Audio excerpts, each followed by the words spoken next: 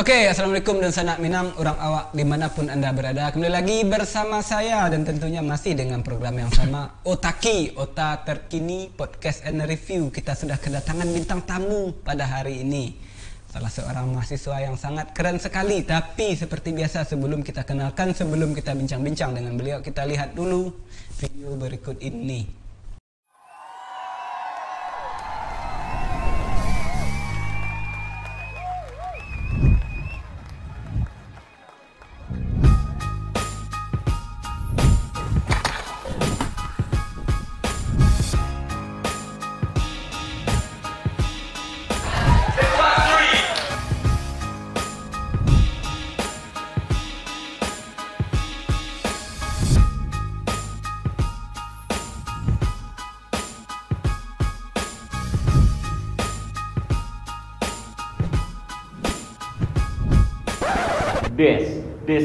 This about your business, spotting where you gone with the life that you got. Understand what's heat is hot. Where we can go, we'll flow. Where we can go, we'll grow. That's the way that it goes. My style says goes, my microphones go. That make you feel sad. Okay. Clip one. Clip two. Clip one. Clip two. Clip one. Clip two. Clap two. Clap two. Clap two. Clap two. Clap one. You're doing mistakes.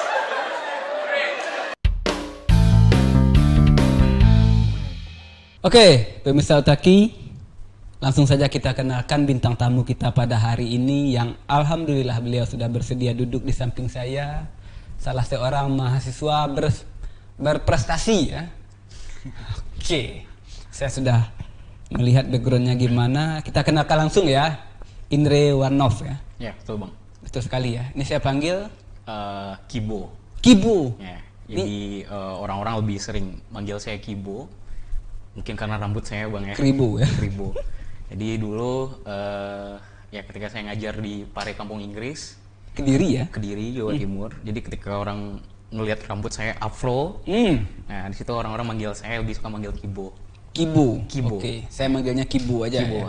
Biar kita makin akrab ya. Siap. Oke. Bang Kribo juga ya? Iya dulu.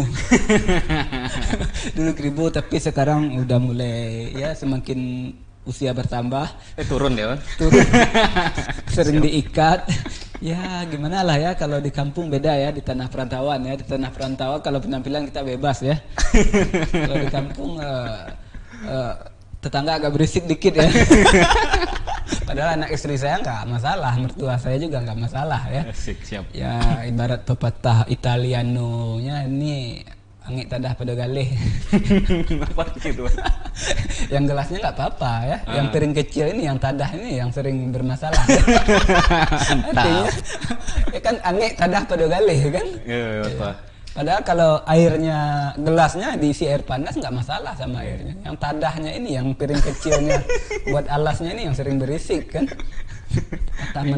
Pepatah Minang itu kejam ya. Kasar. Ya, yang serumah kita nggak apa-apa. Yang tetangga-tetangga yang dah jauh-jauh nih yang berisik melihat penampilan kita. Asik. Oke, ini curhat ini ya. Podcast apa talk show ini ya? Oke, yang saya tahu Indre ini udah pernah ya duduk di sini dulu ya. Iya. Bahas apa dulu waktu itu ya? Duta ya, duta bahasa. Dulu bahas tentang bahasa ya. Bahasa ya. Bahasa. Lebih ke bahasa Inggris ya.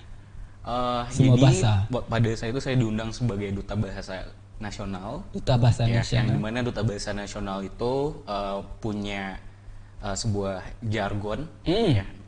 Di sana kita mengutamakan bahasa Indonesia. Iya.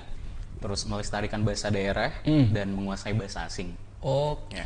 Jadi permasalahannya pada saat ini anak-anak muda lebih bangga menggunakan bahasa asing ketika mereka berada pada posisi publik seperti ini misalnya di situ, yang dimana ini membuat apa ya, bahasa Indonesia itu lama-kelamaan hilang. Hilang ya. Kayak sekarang orang nongkrongnya bilang hangout yuk, selfie yuk, ini mic. Nah, padahal mic ini kalau bahasa Indonesianya bukan mic. HP itu bukan bahasa Indonesianya, bukan HP. Ponsel ya. gawai. Gawai. Oke. Kalau mik pelantang. Nah, hal-hal yang kayak ini yang nggak tahu anak muda kan. Nah, di situ fungsi dari kita Duta Bahasa Nasional sebelumnya mengenalkan bahwasanya bahasa Indonesia itu lebih indah di situ untuk bisa kita lestarikan di situ, kita utamakan di situ. Oke. Yang dimana kita juga nggak lupa untuk belajar bahasa asing. Berarti anak muda yang berinisiatif ya seperti Indri ini untuk seperti itu ya. Nggak tahu ya kalau yang tua-tua ya. Apakah mungkin atau mungkin juga atau nantinya menunggu anggaran dulu. B.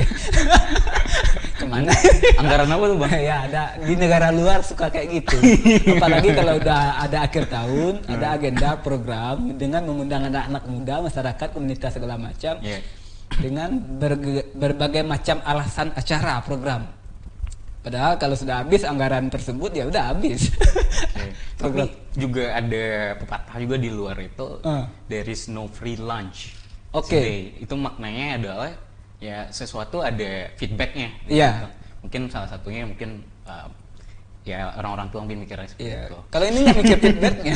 Kalau kita kan anak muda Bang. Kalau anak muda kita dapat panggung, kita semangat, ya udah kita belajar terus gitu. Ya mungkin kita nggak bisa nyalahkan orang tua juga ya. Mungkin dalam arti dia mungkin banyak tanggungan dan sebagainya. Mungkin saya yang belum berkeluarga dan sebagainya, di mana ada panggung di situ saya belajar. Kalau anak muda kan pengennya ada hubungan timbal balik ya. Itu yang saya tahu. Kalau orang tua yang bikin program yang saya tahu sampai sekarang ini, saya kan juga orang tua ya. Asal utang ke bayi. Jadi orang tua versus anak muda. Udah bikin program, bayar orang, ada dokumentasi, ada laporan segala macam, udah.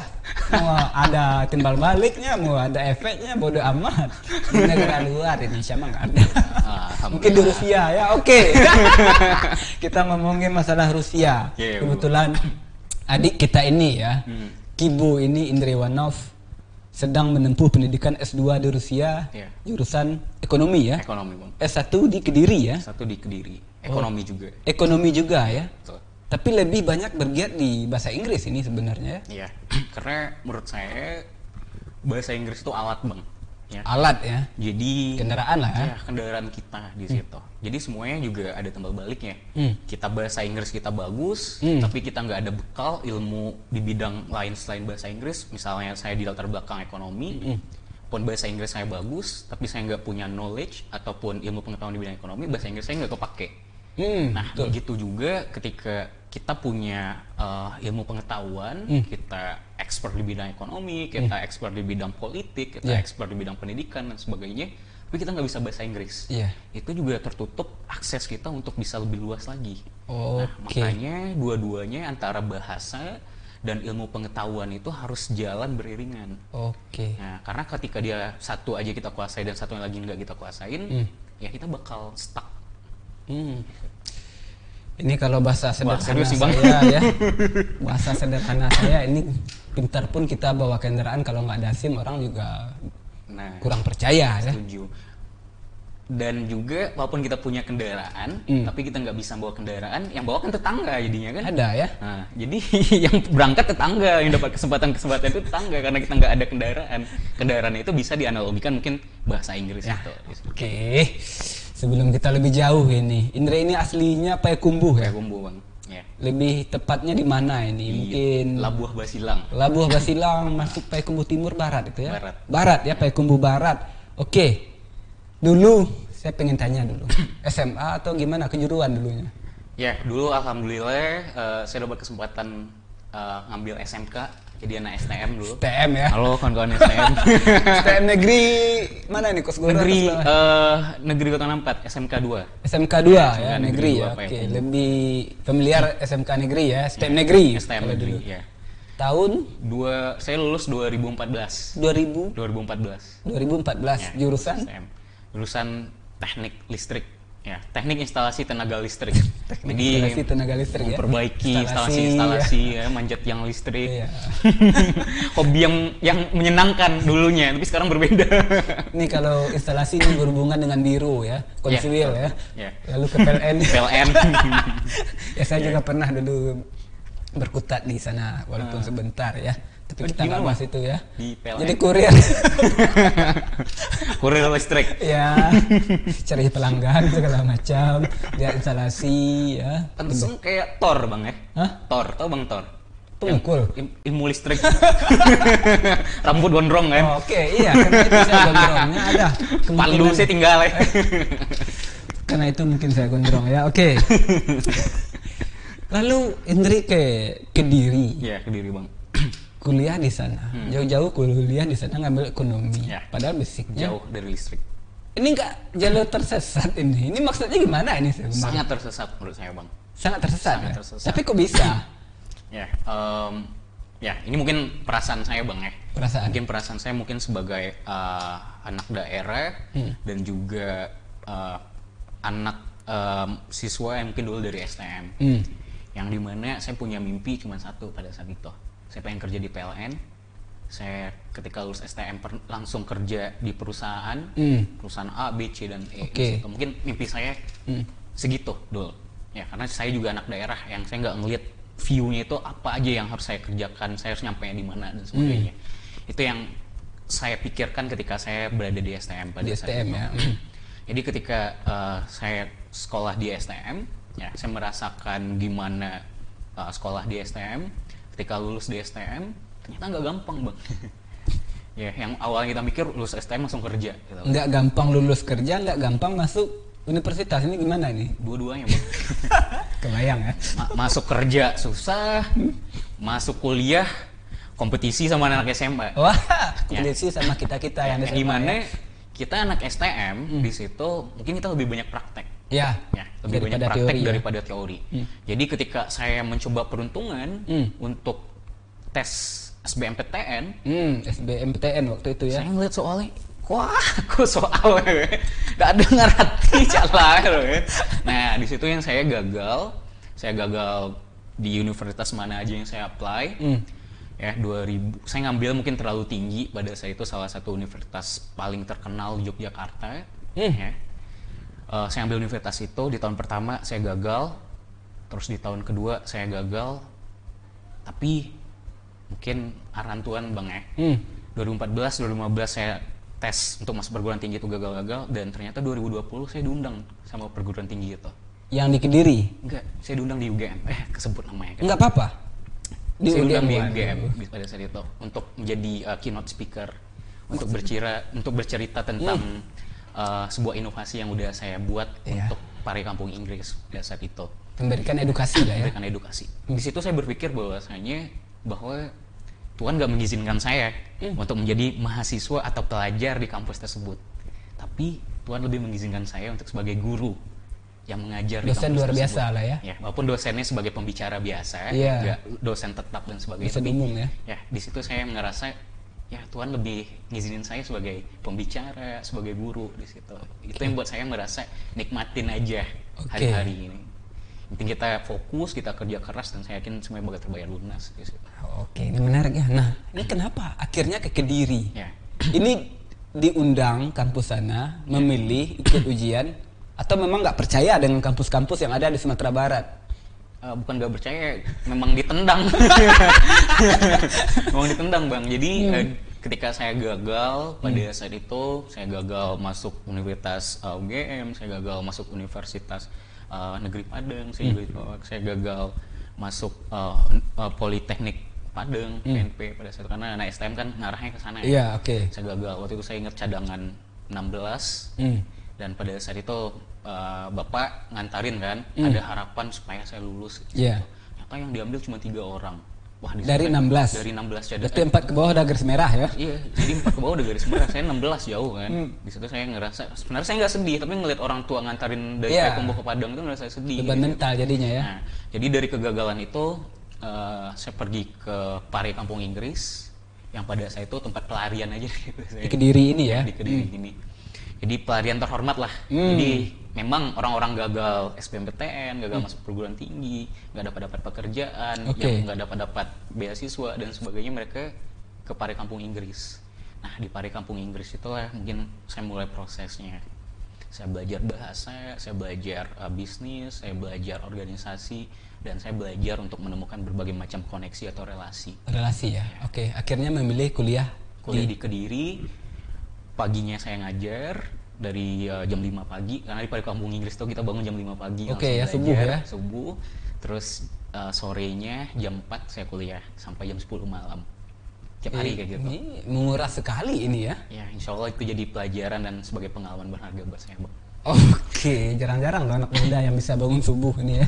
Kalaupun ada anak muda yang zaman sekarang yang keluar subuh itu biasanya belum tidur itu. sorry. Galak. Iya, yang saya tahu bangun itu, subuh ya. Belum lalu ternyata ya. Sudah mandi di depan masjid ya. Ternyata belum tidur. Oke. Dan yang menarik bagi saya, akhirnya sampai melanjutkan pendidikan S2 di Rusia.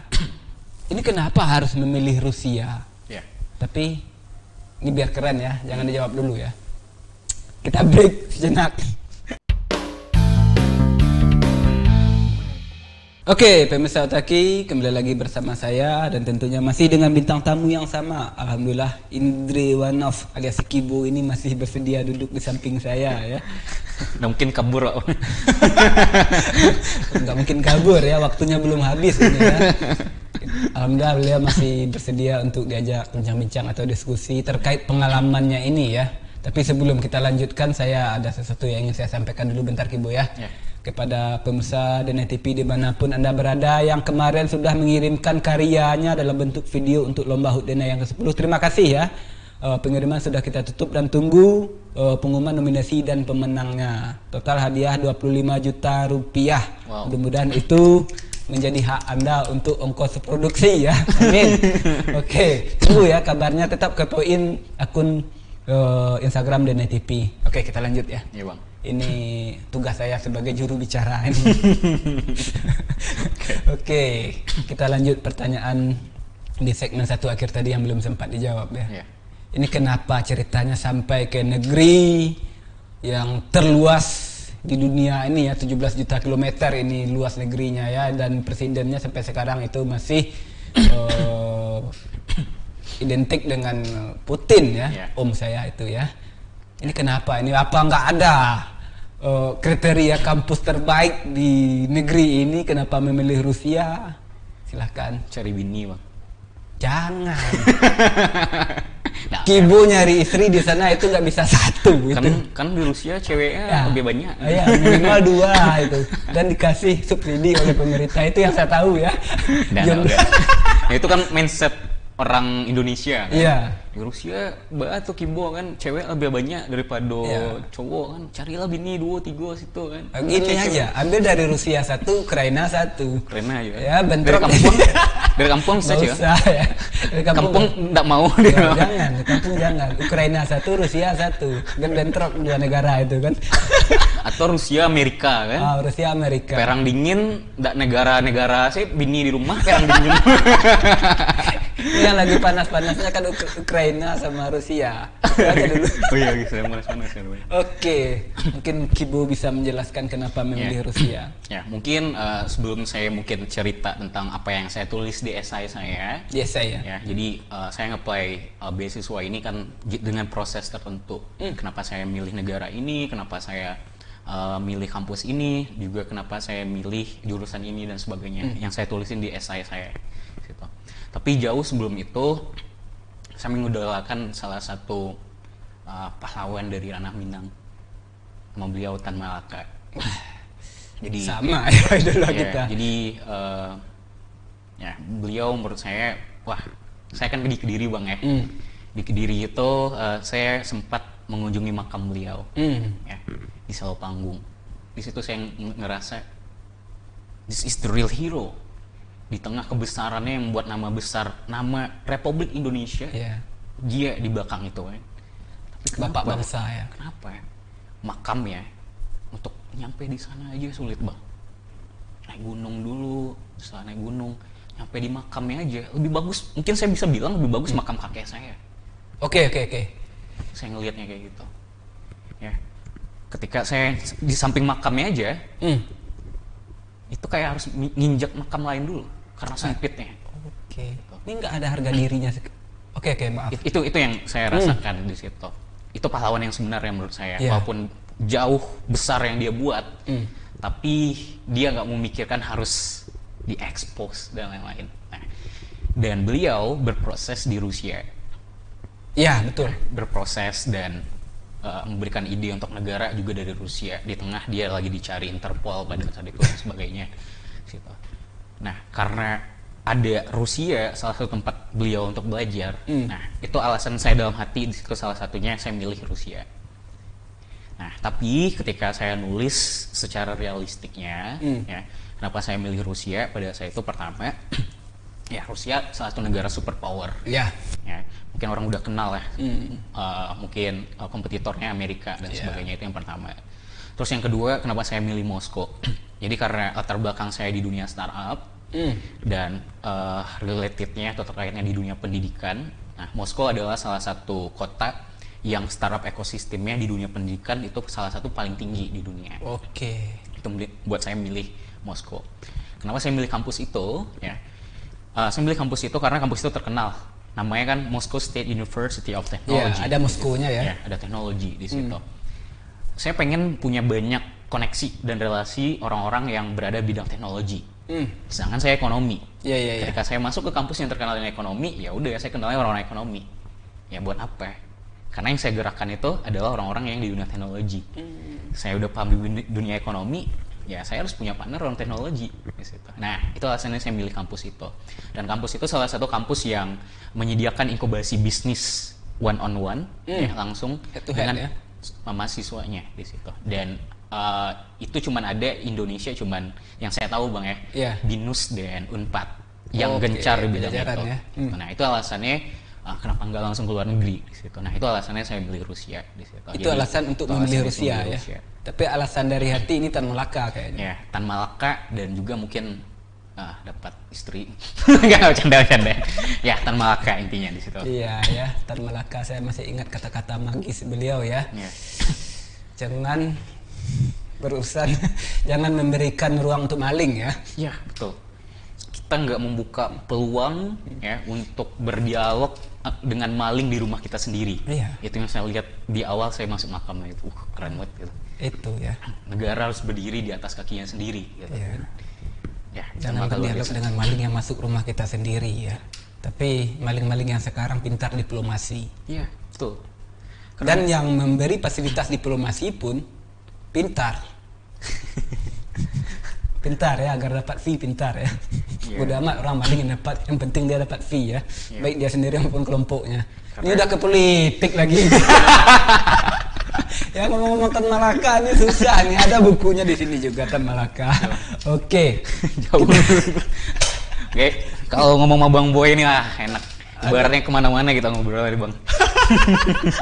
Ya kapasitasnya cuma kayak gitu. Akademis kurang nih kayak gini jadinya.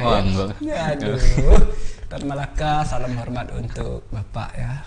Bapak bangsa 4 dari pendiri Republik Indonesia, Bapak bangsa 3 dari Ranah Minang ya. Pemikir-pemikir sejati ya.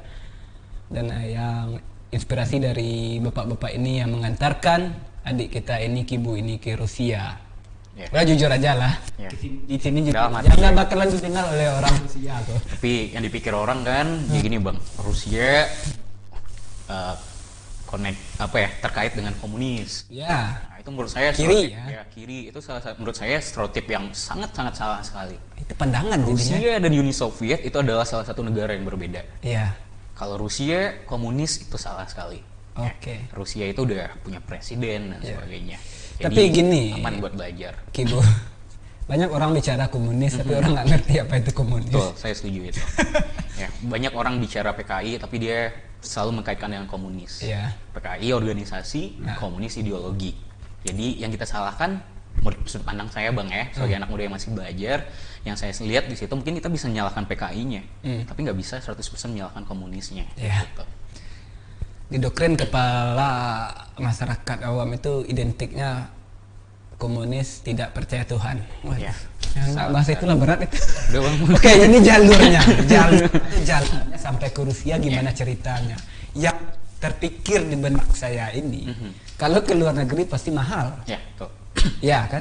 Ini gimana ceritanya dari seorang Kibo bisa ke Rusia? Gimana jalurnya? Apakah memang mahal atau ada cara lain? Ya, fakta yang ingin saya sampaikan, kuliah di Rusia itu gak mahal bang. Karena Rusia kalau di kursnya ya dibandingin sama Indonesia itu sama bang. Sama kursnya? Sama kursnya. Itu antara 14 ribuan ya? Maksudnya gini, biaya hidupnya sama. Oh, biaya hidup, Ya, biaya hidupnya.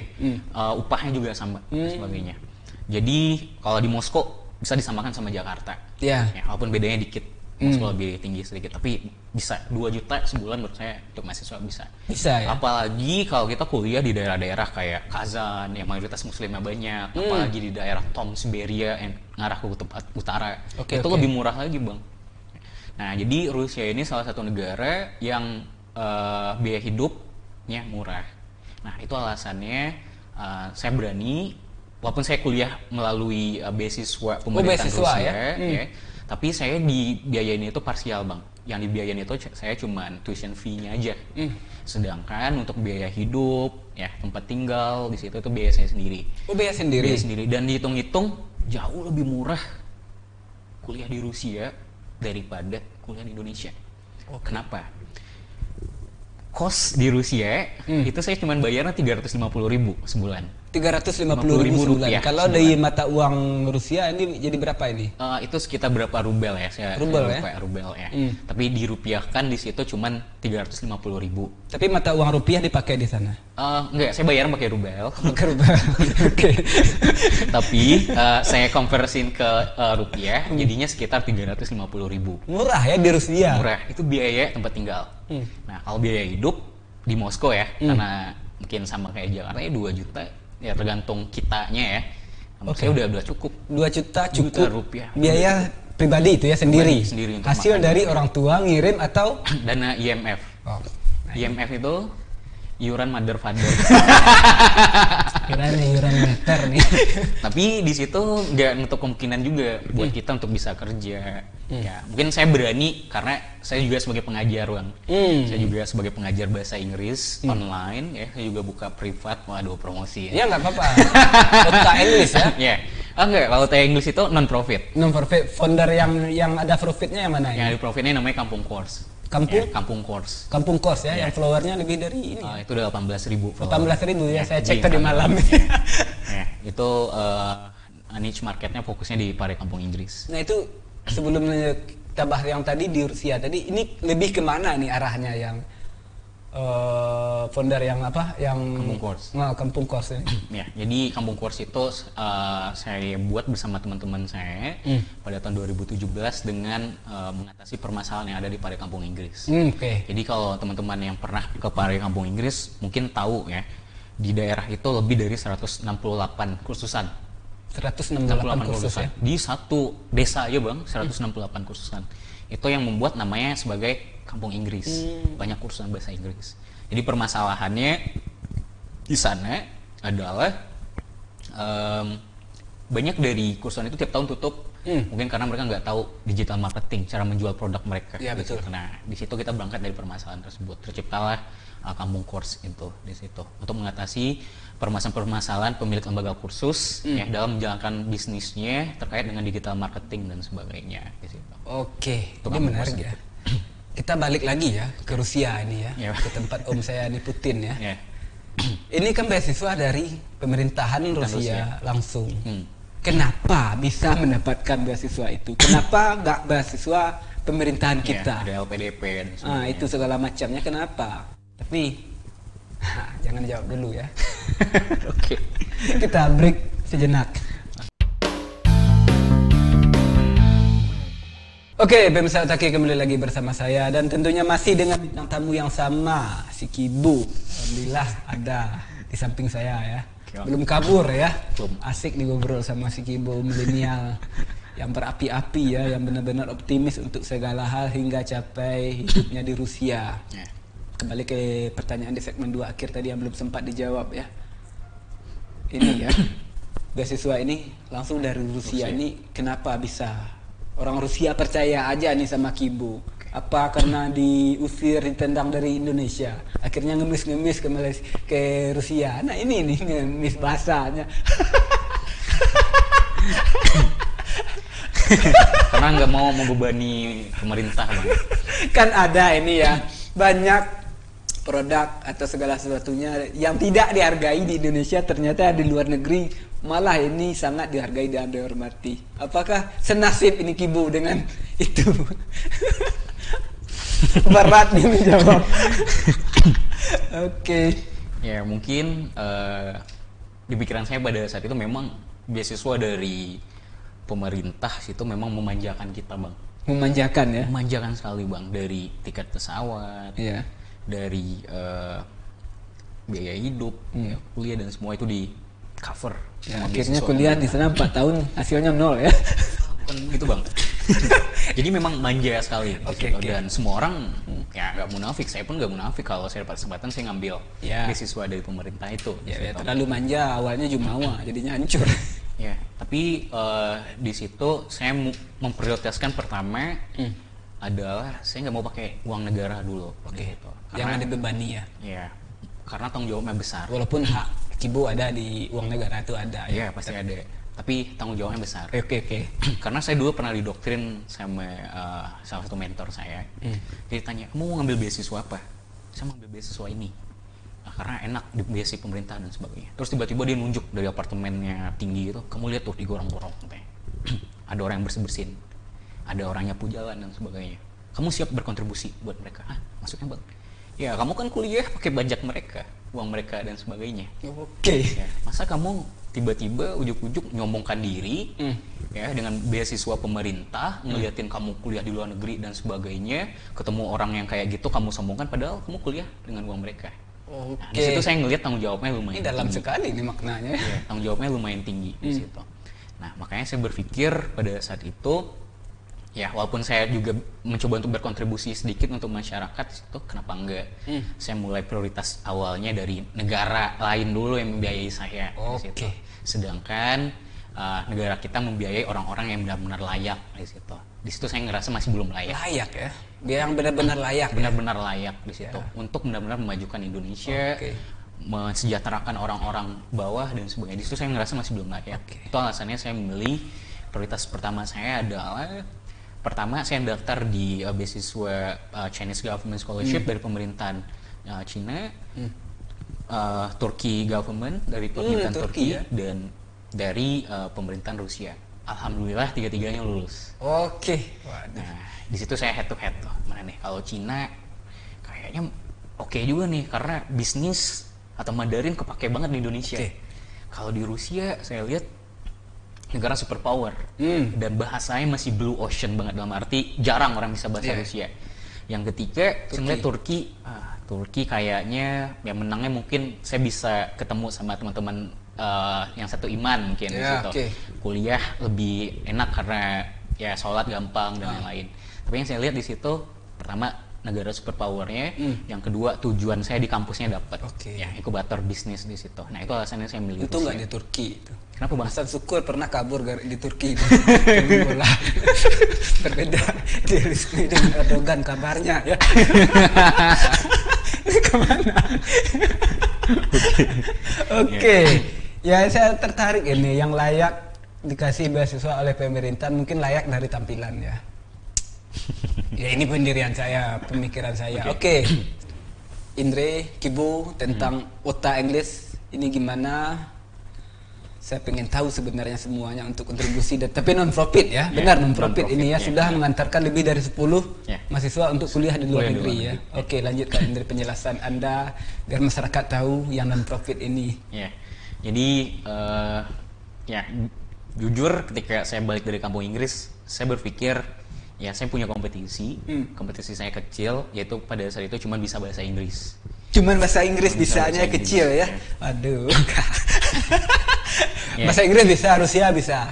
Bahasa apa yang sebelum kita lanjutkan, bahasa apa yang sudah dikuasai oleh Kibo ini? Ya, saya bisa bahasa Inggris dan karena kuliah di Rusia bisa sedikit bahasa Rusia. Oke, lanjut.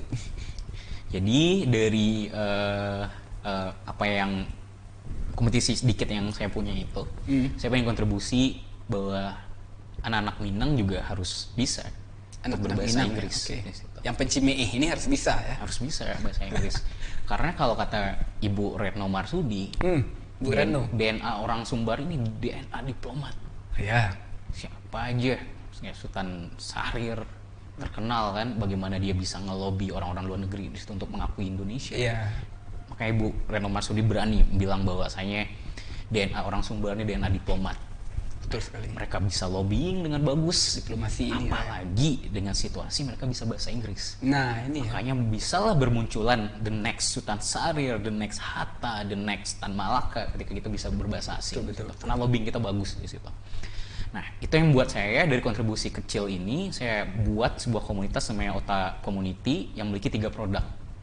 OTA English, OTA Bahasa, dan OTA Arab. Otak Arab ya, oke. Jadi mereka diskusi menggunakan bahasa dari 3 produk yang berbeda ini di situ. Dan plus satu produk saya juga membuat sebuah game namanya game ular tangga bahasa digital. Ular tangga bahasa ya. Game ular tangga bahasa digital di situ untuk anak-anak bisa belajar bahasa ya dengan diplomasi lunak yang kita antarkan melalui game. Oke. Game digital di situ pakai laptop di situ. Nah, jadi hal itu pure saya berikan untuk Sumatera Barat sebagai kontribusi saya. Untuk Sumatera Barat. Sumatera Barat awalnya. Awalnya ya, oke. Ternyata ketika saya kasih ke teman-teman Sumatera Barat, ternyata anak-anak daerah lain juga pengen gabung. Nah, makanya sampai saat ini sudah lebih dari 600-an member yang ada di komunitas kita. 600-an member 600-an ini. member yang ada di komunitas kita seluruh Indonesia. Oke. Dan setiap tahun pasti ada aja yang dapat kesempatan kuliah luar negeri. Waduh. Karena sharing itu. Karena permasalahan kita satu, Bang. Kita yang di daerah menurut saya. Bahasa. Informasi itu permasalahan kita. Informasi ya. Informasi. Link ini kekurangan sebenarnya. Link dan informasi. Jadi orang berpikir, wah sulit nih kuliah ke luar negeri, kan? Karena harus ini itu dulu dan sebagainya. Tapi kalau kita tahu informasi, banyak tempat-tempat yang buat kita itu bisa kuliah luar negeri, bahkan tanpa harus belajar bahasa Inggris. Ini ibarat air mengalir ya, kelihatan kencang ya, padahal dangkal ya sebenarnya ya. Ada saja ya. Kuncinya satu. Makanya ini ide saya mungkin kalau didengarkan sama guru-guru yang ada di SMK atau SMA. Ini ya. Ini ide dan perasaan saya mungkin sebagai mahasiswa atau siswa yang dulu nggak kelihatan view itu apa. Ya. Kuncinya satu menurut saya. Guru BK. Guru BK ini dikasih pembekalan untuk bisa ngedukasi anak-anak SMA dan anak-anak SMK untuk mengetahui mereka harus kemana. Oke, itu menarik itu. Karena apa? Karena permasalahannya, asumsi saya Bang ya, Iya. asumsi saya sekali lagi, permasalahannya adalah guru BK ketika kita SMA dan SMK hanya bisa menyelesaikan permasalahan pas awak baca kaknya atau anda tiba-tiba kan Di detik itu aja ya. gitu. Tapi ketika guru BK ini memiliki wawasan yang luas, seperti contohnya setelah SMA atau SMK kamu harus ngambil ini. Ya. Ketika kamu ngambil ini, stepnya seperti ini. Ya. Ketika kamu mau kerja di sini, stepnya seperti ini. Itu bakal lebih valuable. Karena menurut pengalaman saya ketika saya lulus SMK, saya nggak tahu mau kemana. Oke, berarti ini guru BK harus dibekali ilmu tentang pangkal masalah ini ya. Pangkal masalah. Bukan pertengahan masalah. Bukan pertanyaan masalah, mantap tuh.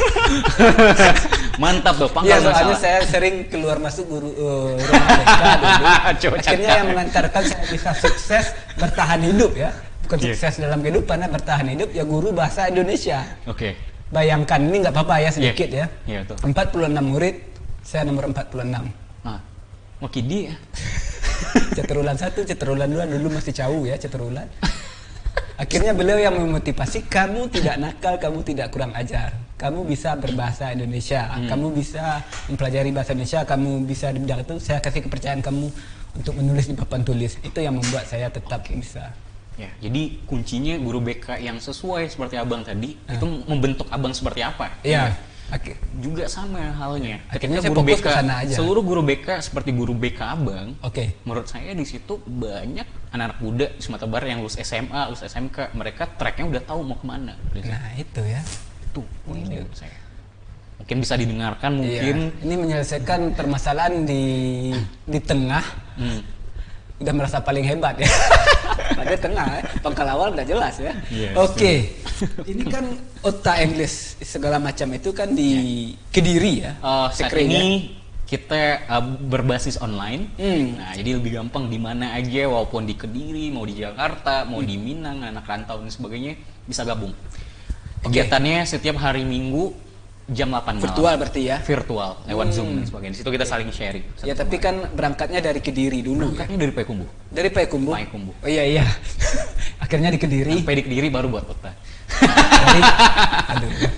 Sorry. Buat Indonesia, buat luar negeri ya, buat nasional dan internasional. Oke, ini terakhir nih pertanyaan untuk ke Kibo ya. Nggak ada keinginan untuk Payakumbuh yang mungkin lebih fisiknya mengajarkan untuk anak-anak muda, memberikan edukasi. Nah gini maksud saya, bentar ya. Kibo sering memberikan edukasi. Mungkin Kibo tidak mau disebut seorang motivator. Sering memberikan edukasi baik di luar negeri, di dalam. Tapi saya sampai sekarang tidak pernah melihat Kibo memberikan edukasi untuk Payakumbuh. Ini kenapa ini? Apakah Kibo kurang kurang pendekatan dengan kota Payakumbuh ini gimana nih?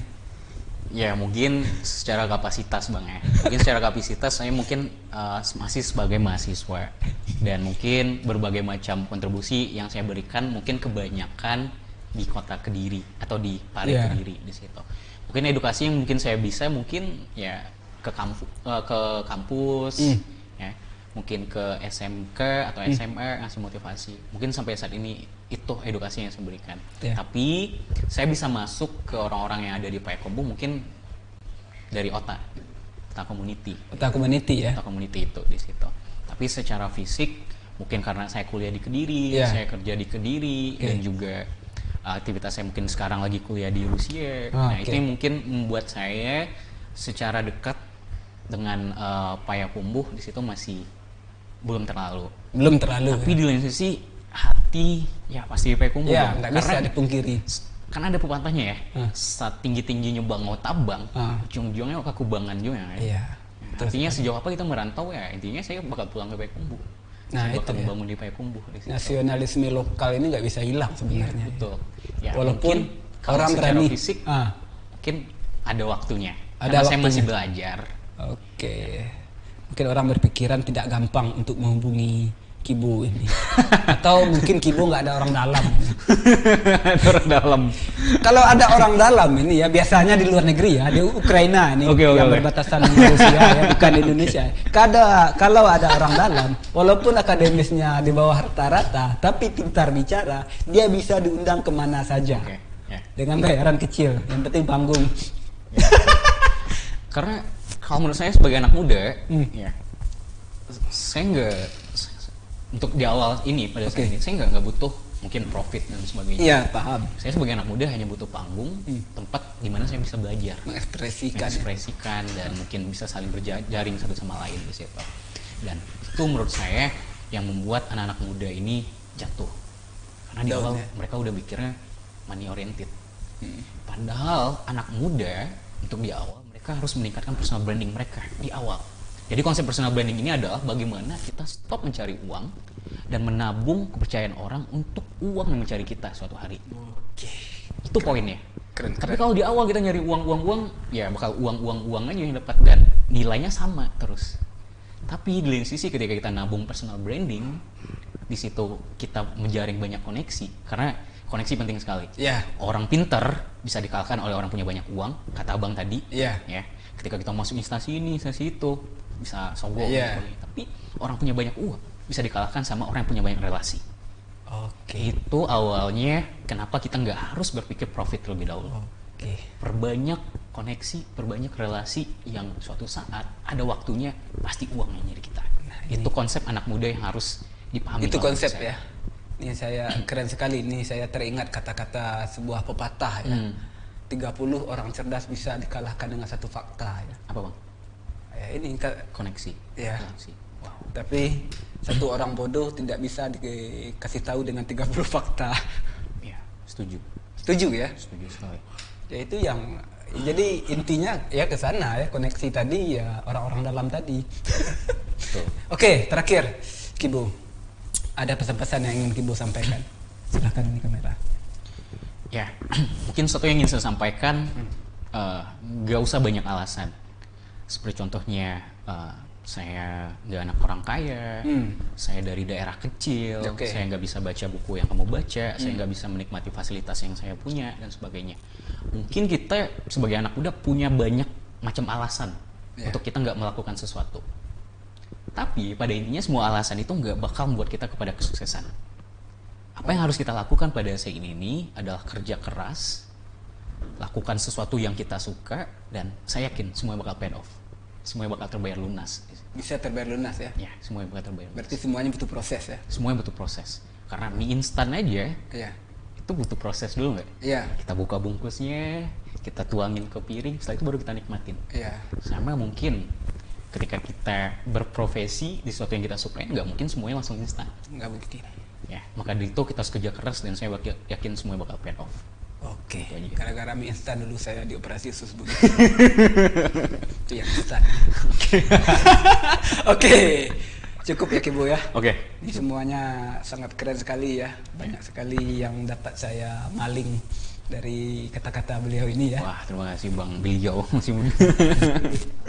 Kata-kata dari Kibo ini sudah saya masukkan semua ke otak saya maling. Ini saya terjemahkan lagi ke orang-orang biar saya kelihatan. Wow. Iya, karena saya yakin ya kayak Abang ini yang bisa bawain literasi-literasi itu ke orang-orang yang literasi ya.